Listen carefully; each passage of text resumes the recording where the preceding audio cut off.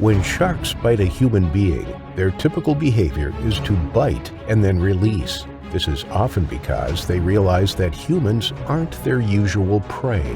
However, when sharks are driven by hunger, aggression, and have a high level of predatory intent, it can result in some brutal and catastrophic attacks. Hit that like button and subscribe right now. In today's episode, we go over 3 times a shark has bitten someone completely in half. Welcome to Final Affliction.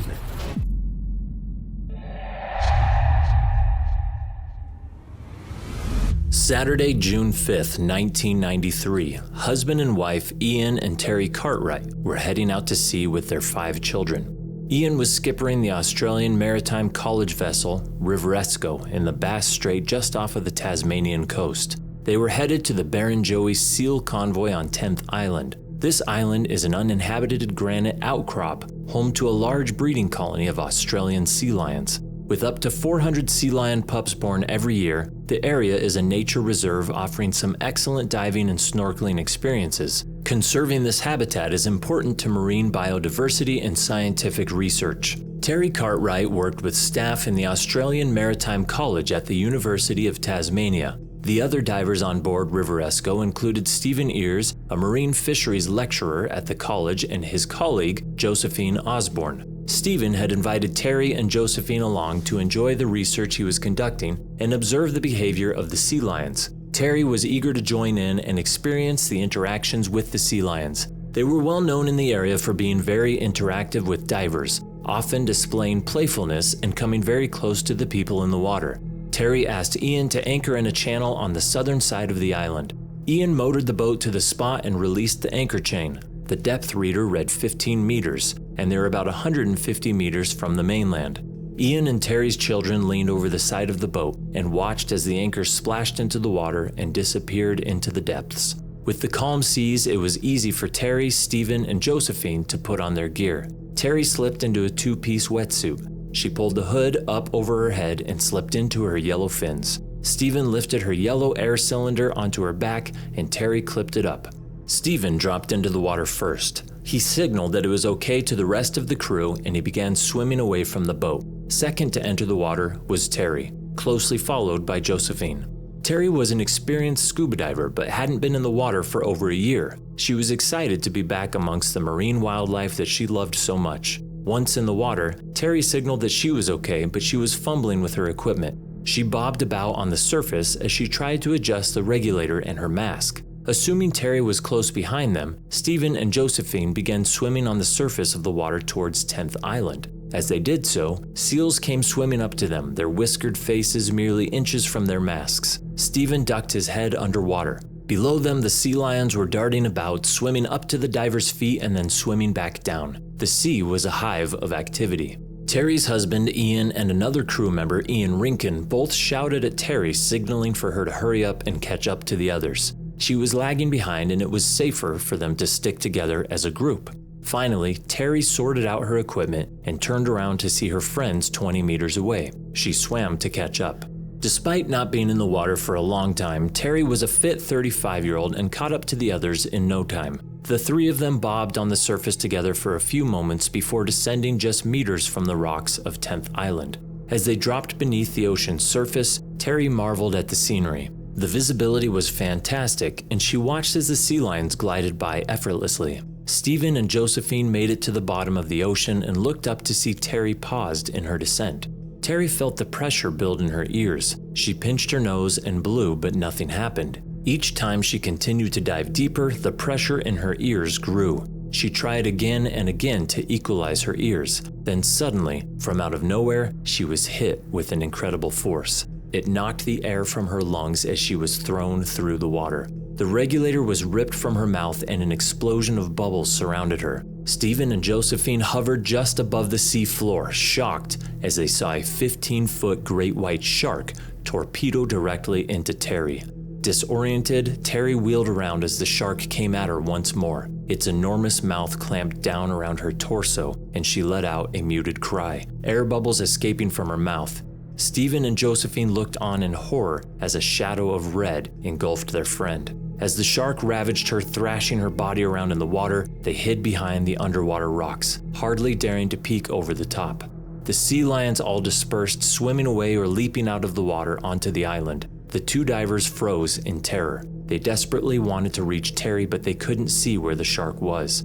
Then, as Stephen decided to make a dash towards Terry's limp body, they saw the toothy grin of the shark emerge through the red-stained murkiness. Its powerful tail drove it through the water at 16 miles per hour. Its top lip curled backwards as its immense jaws opened once more and grabbed hold of Terry again. It dragged her deeper and deeper until Terry was out of sight. Stephen and Josephine made a dash for the island and resurfaced as quickly as they could. Ian and the children had been watching from the boat. They had seen a commotion but were unaware of the horror that had occurred in the depths. When Stephen and Josephine frantically made it out of the water and onto 10th Island, they shouted and screamed at Ian to bring the boat over. Knowing there was some kind of emergency and seeing that Terry hadn't resurfaced, Ian Cartwright and Ian Rinkin jumped into the 11-foot dinghy and rowed as quickly as they could to the island. Hearing the heart-stopping news of his wife, the distraught Ian took charge and searched the area in his boat for over half an hour. He then had to deliver the devastating news to their 6-year-old quadruplets and 11-month-old son who were waiting patiently on the boat.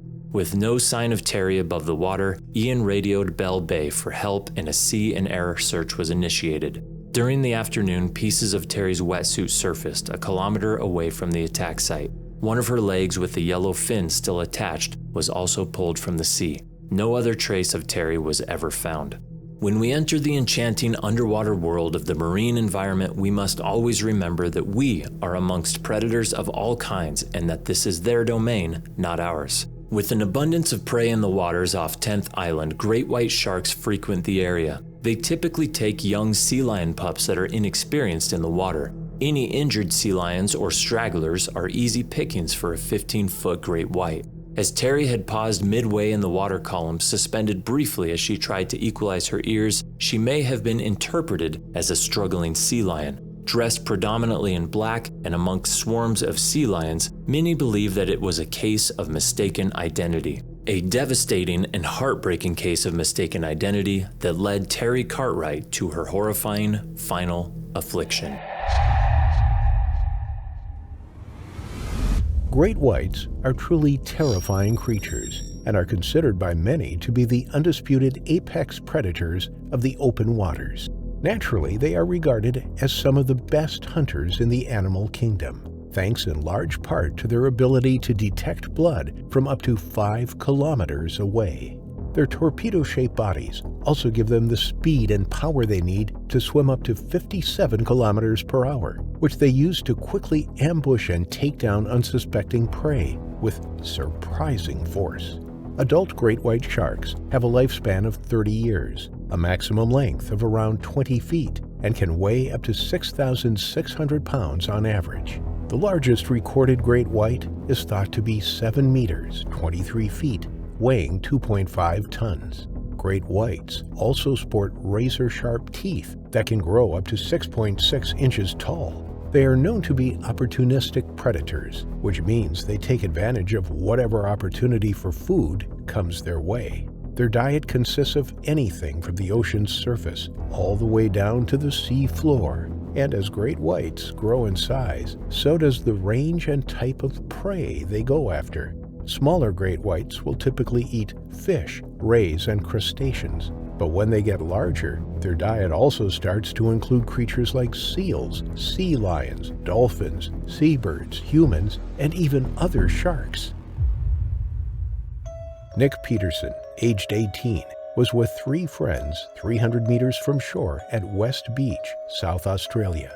The sky was clear and cloudless, a perfect day for surfing. Surfing is a water sport that combines the best of both worlds, the excitement of skiing with the freedom of surfing. Nick and his friends, Ty Wheeler, Adam Floriani, and Andrew Tomlin, all teenagers from Adelaide's western suburbs, had been swimming for half an hour and taking turns on the surfboards. As they were enjoying themselves, little did they know that a full-grown great white, almost 6 meters tall, with a viciousness to match its size, was stalking the group from afar, likely studying them. trying to find the easiest target and patiently waiting for an opportunity to strike. Large white sharks were a common sight in the area where Nick and his friends were enjoying their hobby. Almost 3 weeks prior to the incident, 2 men in a boat were nudged by a 5-meter white shark as they fished 10 kilometers off the shore of St. Kilda, north of Adelaide. The next day, a shark of the same size terrorized fishermen off North Haven before making swimmers scramble for safety at Tennyson, Henley Beach, and Glenelg beaches. In addition, on December 2nd, a shark was seen far out in Gulf St. Vincent. Gary Biddle from the Grange Surf Life-Saving Club said he saw a white shark swim under his boat while offshore at Grange the previous weekend. In the hours leading up to this tragedy, Lenka Mrzlikova, a tourist from the Czech Republic, unknowingly witnessed something truly terrifying. It was the sight of an enormous black dorsal fin 30 meters away from the shore she had caught a glimpse of while looking out to sea. At first glance, she thought it might be a dolphin and decided to do little more than take a picture. As one of his friends was getting back onto their boat, Nick gleefully jumped into the water. That was when disaster struck. As soon as Nick's body touched the water, he was caught off guard by a gaping maw lined with razor-sharp teeth, lunging at him with unfathomable force after emerging from underneath the waters. The array of sharp teeth sank deep beneath Nick's flesh, grabbing him by the left shoulder and viciously shaking him around in an attempt to tear off large chunks of his body. Nick was writhing in pain, and his friends made the hopeless effort of trying to rescue him by hitting the water with their paddles, but it was too late. The vicious shark would circle around and then submerge with Nick still in its jaws numerous times before submerging one final time. Nick was gone for a second at this point, but before his friends could even process what had just happened, Nick resurfaced, and as soon as his friends shifted their gaze toward him, they were all mortified beyond words by what they saw. It was Nick, now floating face down, motionlessly, and with his lower half completely gone.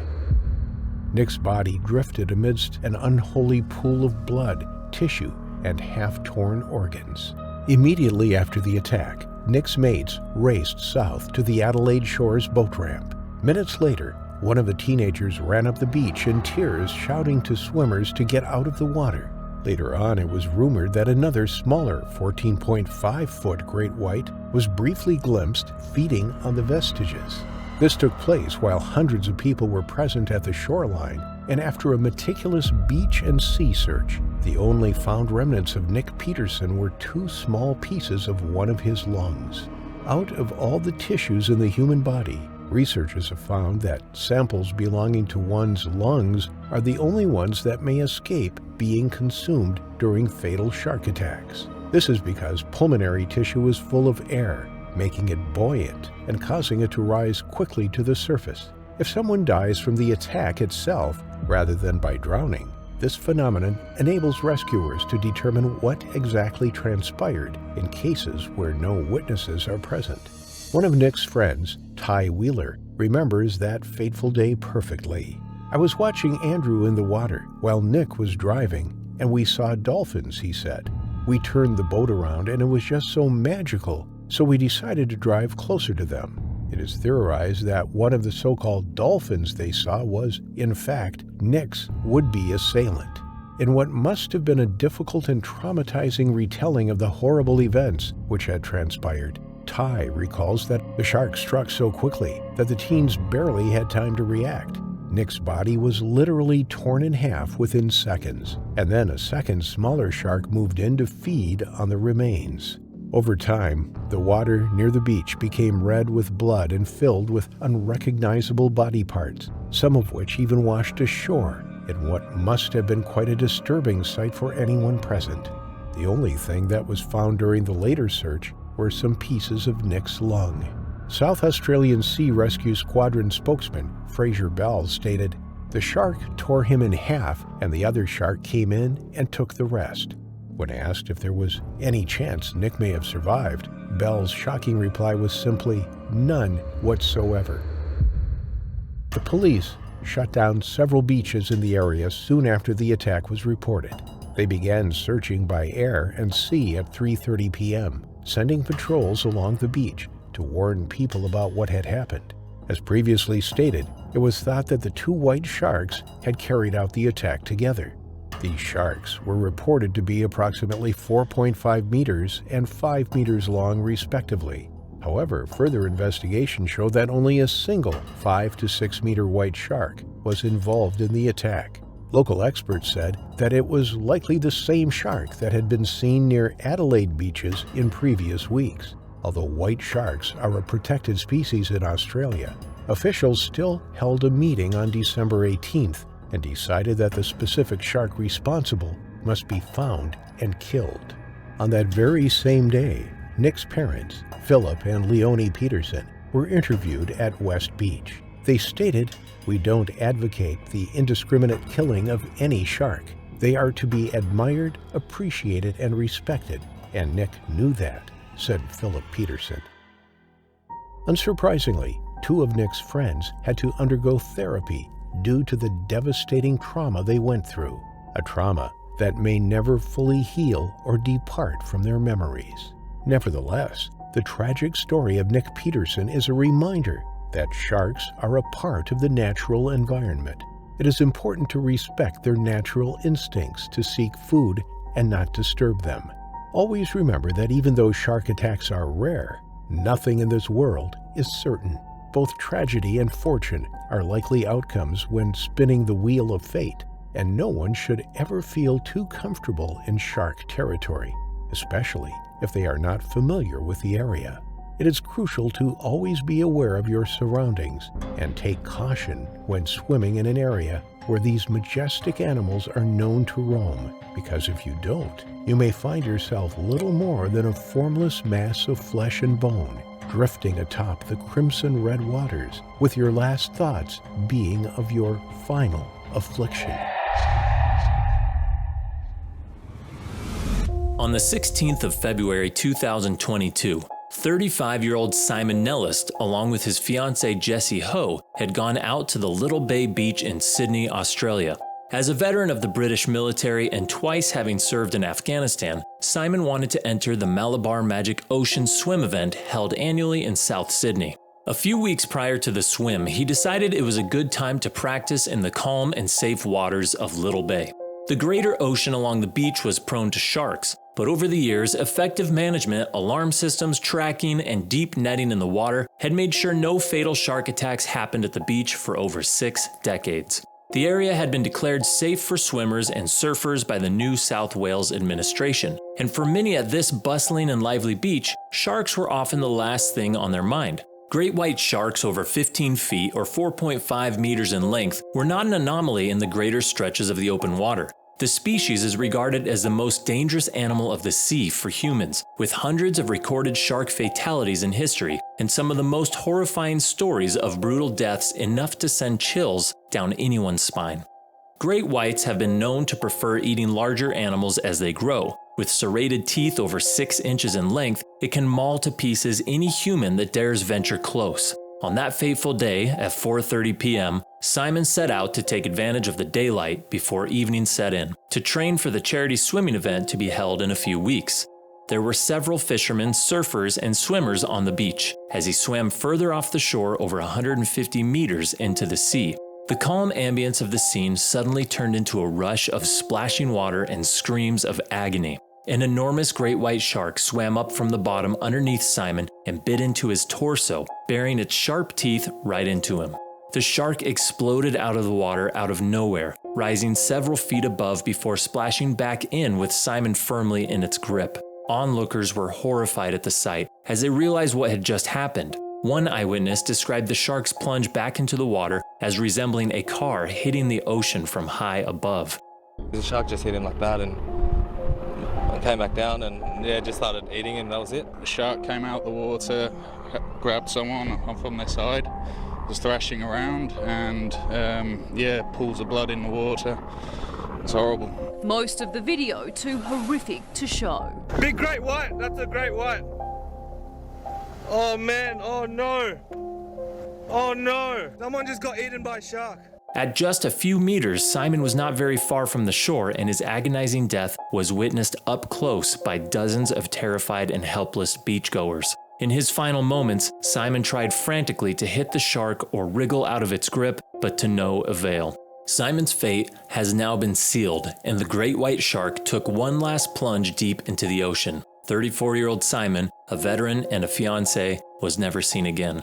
Great white sharks have been known to hunt seals and sea lions, but this was the first attack against a human victim that this beach had witnessed in 60 years. As one of the deadliest shark species to exist, they are known to launch surprise attacks on their prey and shoot up from underneath their victims, biting and gripping them in their jaws. Only a few body parts could be salvaged from the site to return what remained of Simon to his friends and partner. Immediately after the horrifying attack, lifeguards called everyone back from the water and sealed off the beach.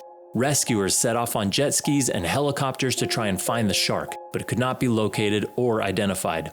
Experts could not decipher why the tragedy happened despite heavy guarding of the area from sharks. Though great whites were known to be highly dangerous, humans were not their usual prey. They fed on larger animals like the seal, rays, and even other smaller sharks. It was later discovered that Simon had put on a wetsuit before going for the swim. It wasn't common for swimmers in these calm waters to don these tight gray suits at the beach. The cause of the attack against Simon was ruled as a probable misidentification on the part of the shark. The dark gray swimsuit made Simon's body look similar to that of a seal, which was one of the shark's primary prey.